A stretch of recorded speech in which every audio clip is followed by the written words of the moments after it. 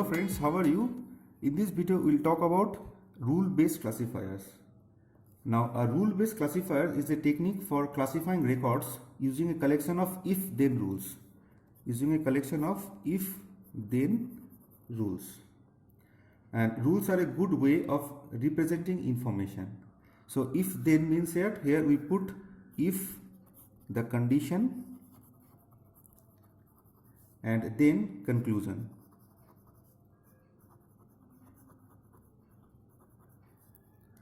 So this is the actual format.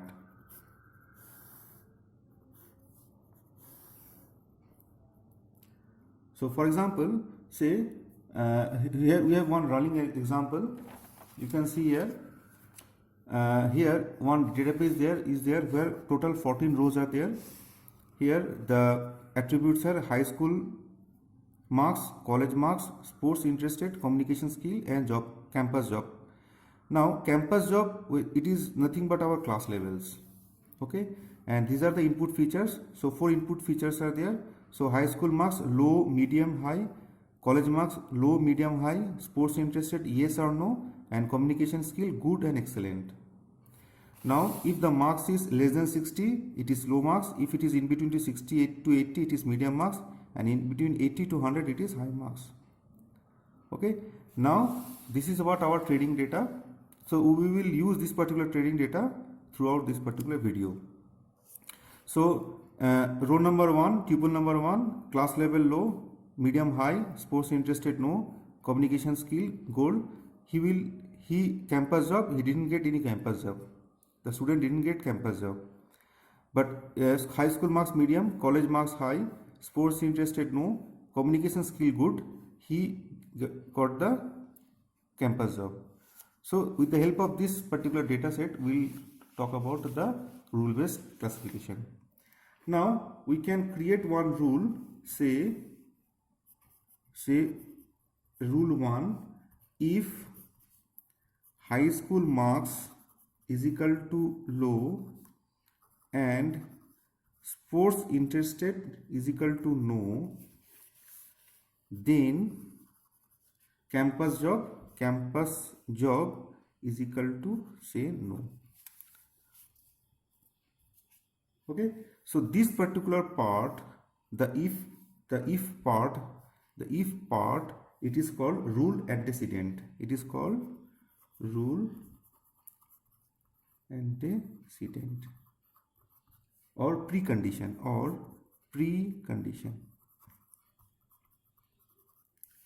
and this particular part, it is called rule consequent.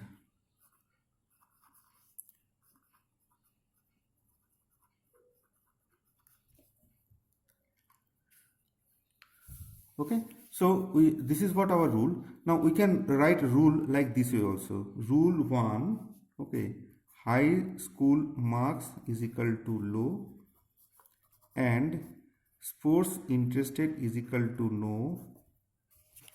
So consequence, it is say campus job no. So we can write like this way or you can write like this way. So for using this particular database, we can create the other rules also.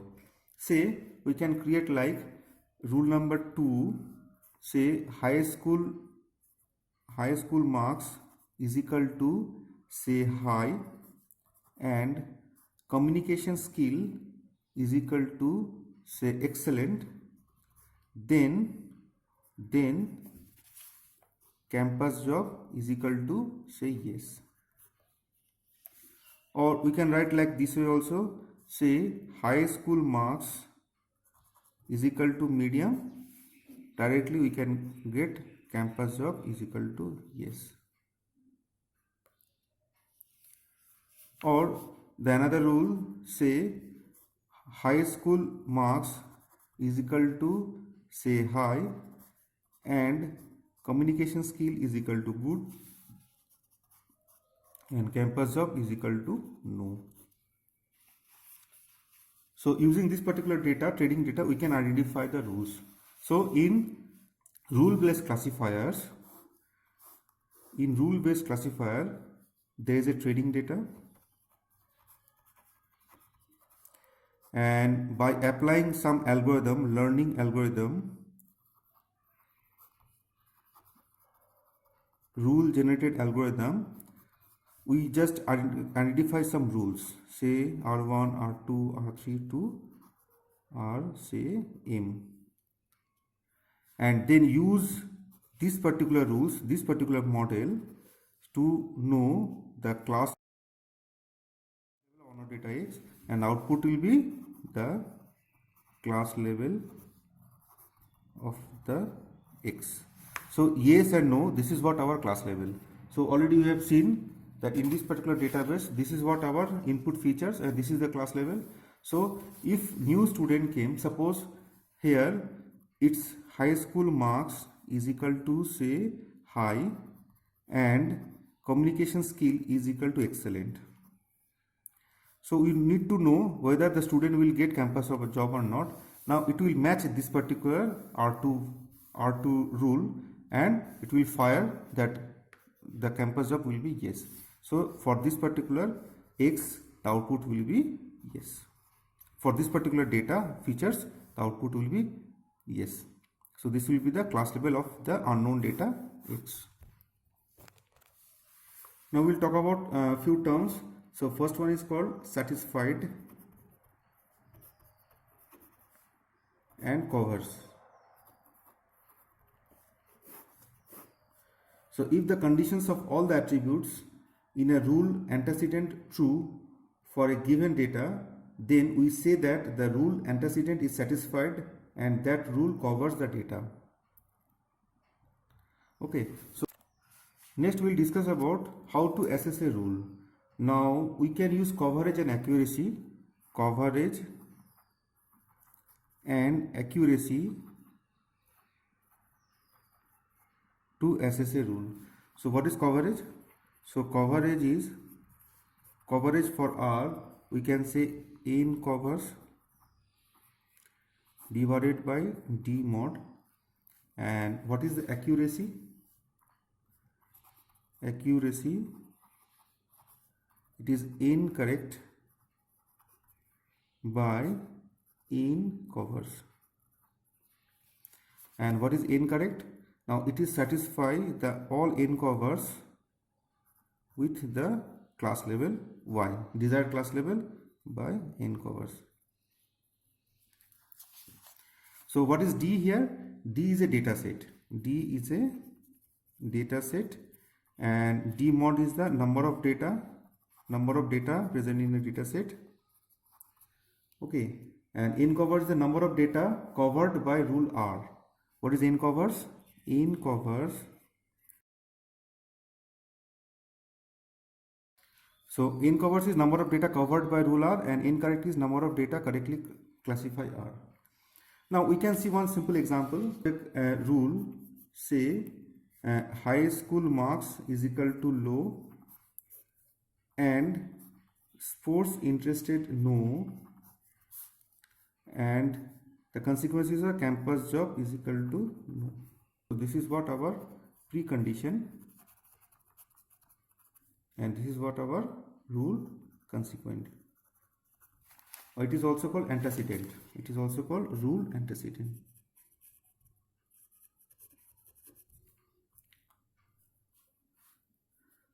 Now say let this, we have a data set. Let's assume it is a test data set. Now for this particular data set, total 14 data is there, and here, so what will be the D mod? So D mod will be the 14. So we have to calculate, first of all we have to calculate the, so what will be the D mod? D mod is equal to 14. And what is N covers? So N covers is what? N covers is number of data covered by rule R. So if high school marks low,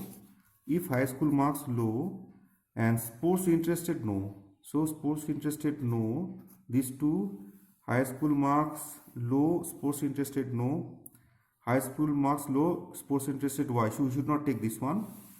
High school marks low, sports interested Y, you should not take this one.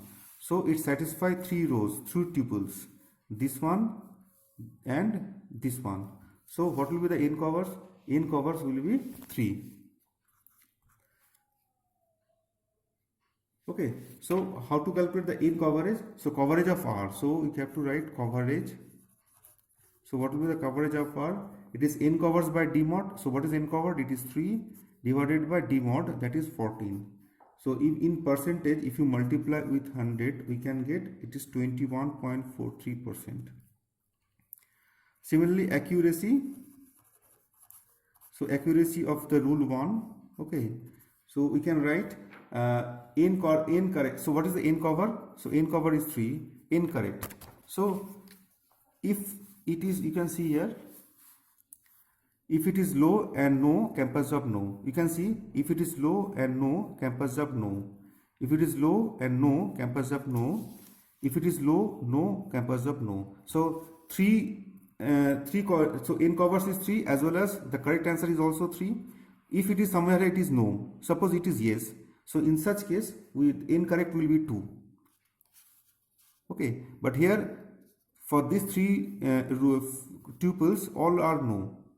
So incorrect is also 3. If it is, say out of 3, maybe suppose it is yes, then we can say incorrect will be 2. And if both are 2 yes and 1 is no, then we can say incorrect is 1. So in this case, all are no. That means what? What is the incorrect? So number of data correctly classified. So it will correctly classify 3 data. And what is the n cover? N cover is also 3. So if you multiply with 100, so what is the accuracy of this particular rule? It is 100%. Okay. Next we'll talk about rule triggering. Rule triggering. Now, if a rule is satisfied by X, the rule is said to be triggered. Let say R1, R2, R3, R4 and R5. 3 rules are there. Now, suppose a new data X came into the picture, and to know the class level of X, so we have to match the antecedent or the precondition. Let this for this particular X, it matched with this particular rule, say R3. Now that means for this particular X, the rule R3 is triggered. We have 5 rules are there. So college marks low and sports interested Y, yes, then that it will trigger yes.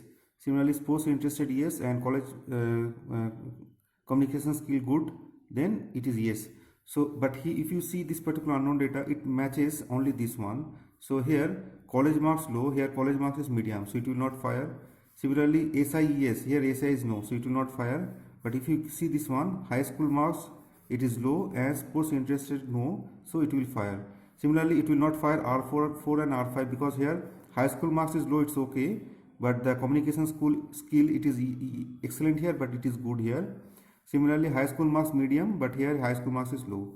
So it will trigger only this particular R3 because the antecedent of this rule only matches with this particular unknown data. Next, we will discuss about the properties of the rules.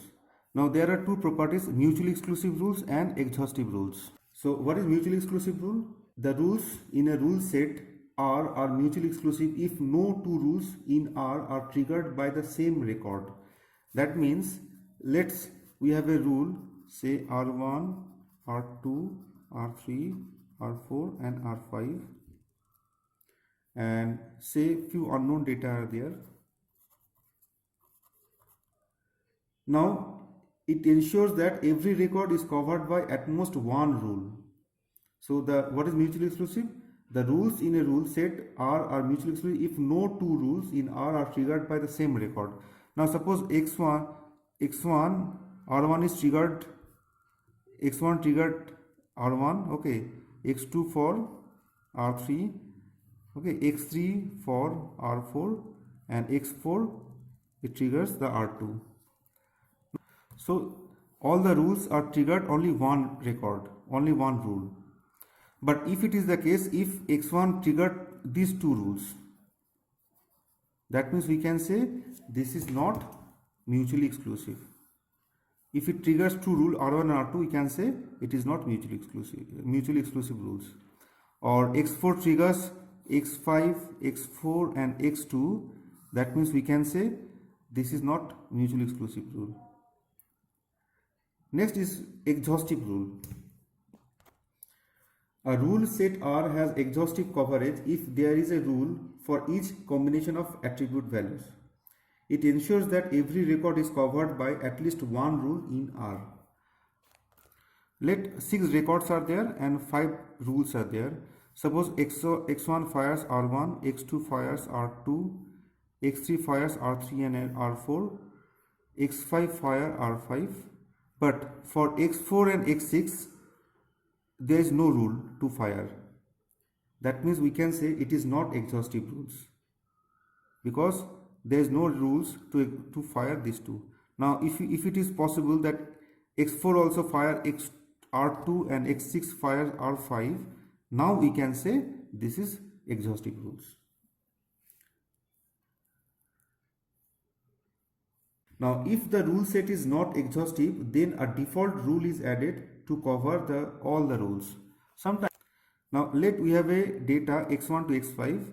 Now we can see here, sometimes it is possible that any record x7 don't have any rule to fire. So in that case we have to introduce one rule. It is called default rule. Now suppose x1 fires R1, x2 fires R3, x3 fires R4, x4 fires say R3, but for x5 there is no rule R1 to R4 to fire. In this situation, for x5 we may use RD to fire, and its class level is used for this x5. So how to get this particular default rule? Let training data, few data are there which is not satisfied by any rule. Suppose this is what our training data. Say rule R1, R2, R3 are there. Now few training data are there, so this is satisfied by these and these and these and these. Now these two are the data, these three are the data which is not satisfied by any rule. So suppose the class level is A, B and A. Now we identify a particular rule, say default rule, and here the majority class level is what? A. So we put the class level A for the default rule. Okay, next, ordered and unordered rule. If the rule set is not mutually exclusive, then a record can be covered by several rules, some of which may predict conflicting classes. There are two ways to overcome this problem. Now, say we have a data x1, x2, x3. We have a data x1 to x7 and r1 to r5 are the rules. Now x1 triggered r1, x2 triggered r2, r3 and r4, and x5 triggers this one, x6 triggered r4, x7 triggered r5, x3 triggers say r3 and x4 triggers r4. Now what is the class level of, say class levels of A, okay, B, A and B. Now what will be the class level of x1? Definitely it will be A. What will be the class level of x2? But it triggers 3, A, B and E. So which one you have to take, A, B or E? That we have to solve. So there are two ways through which we can solve, because it is not mutually exclusive, because one single record fires more than one records, so it is not mutually exclusive. So if it is not mutually exclusive, we may use ordered or unordered rules. So we'll discuss in detail. Okay. Now the rules in a rule set are ordered in increasing order of their priority based on accuracy, coverage or the order in which the rules are generated. An ordered rule set is also known as decision list. Okay, so when a test record is presented, it is classified by the highest rank rule that covers the record. This avoids the problem of having conflicting classes predicting by multiple classification rule. Now we can see here x2 triggers r2, r3 and r4. So here we can put the priority. Now let r2 and r3 and r4, r2 is the highest priority. Let the r2 is the highest priority rule.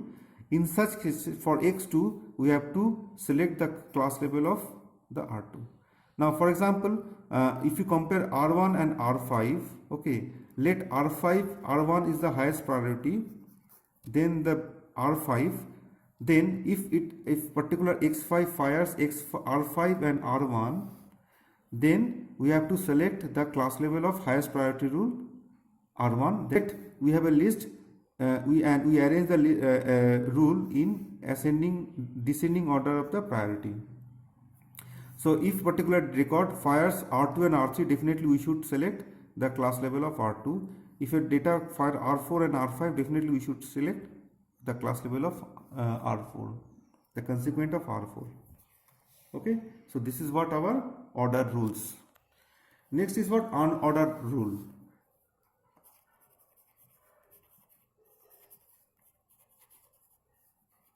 Unordered rules. Now this approach allows a test record to trigger multiple classification rules and consider the consequent of each rule as a vote for a particular class.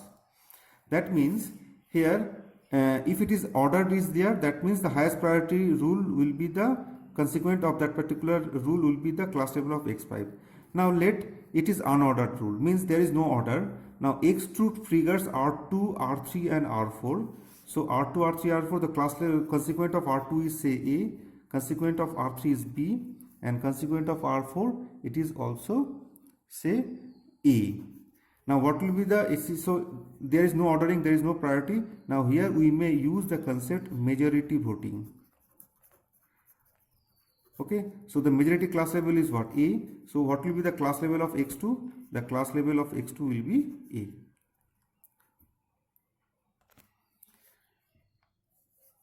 Next, rule ordering scheme. So there are two types, rule by rule, it is also called rule ordering, or class by class, it is also called class based ordering.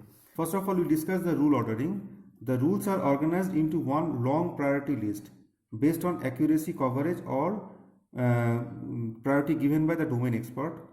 When rule ordering is used, the rule set is known as a decision list. Okay, so that means what? If rules are there, r1, r2, r3, r4 and r5 and r6. Suppose we have generated some rules. By applying say accuracy or coverage or the rules given by the domain expert, we can rearrange the rules and we have to identify a list. It is called decision list, and we prioritize the rules. Say r3 is the highest priority rule, r4 is the next r1, next r5, okay, say r2 and r6. That means we prioritize the rules in descending order of the rule priority. And if a particular data fires x4 and x5, so definitely x4 is the highest priority rule, so consequent of r4 is used.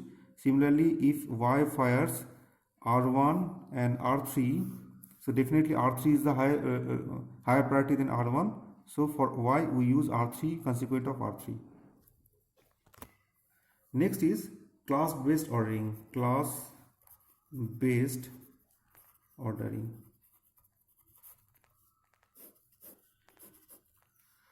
So the classes are sorted in order of decreasing importance. All of the rules for the most frequent class come first, the rules for the next frequent class, and so on. Within the class, the rules are not ordered. Let we have a rules, say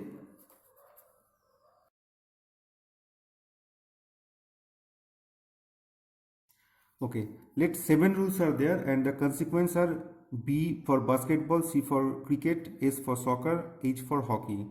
And say for particular country, the priority of the games like this way. So first will be the basketball, next is soccer, then cricket, then hockey. Now that means what? We group the rules like this way. So first will be the first priority is the basketball. So basketball's rules are, these two are the basketball rule. So keep R1 and R7 above all. So this is for basketball. Next is soccer. So this one, that means R4 and R6. This is for soccer. Next is what? Cricket. So for cricket, R2 and R3. For the cricket, and for hockey, this is what? R5. So the highest priority rule for this group of rules. Now we can put R7 first, then R1, or in this case the ordering in between the class is immaterial. So we can keep R1, R7 first, then we can keep R1. So if new rule came into the picture, new data record came into the picture and it fires say R1 and R2, so definitely R1 is the highest priority rule. The output, what will be the consequent of X? It will be the B because of this class B. Similarly, if Y record came into the picture and if it fires R3 and R5 and say R6, so the highest priority rule is what? R6 is the highest priority rule. So definitely its consequent will be the class level of this Y. In the next video, we will discuss about how to build a rule-based classifier. Okay, and that is the end of this particular video. Thank you very much.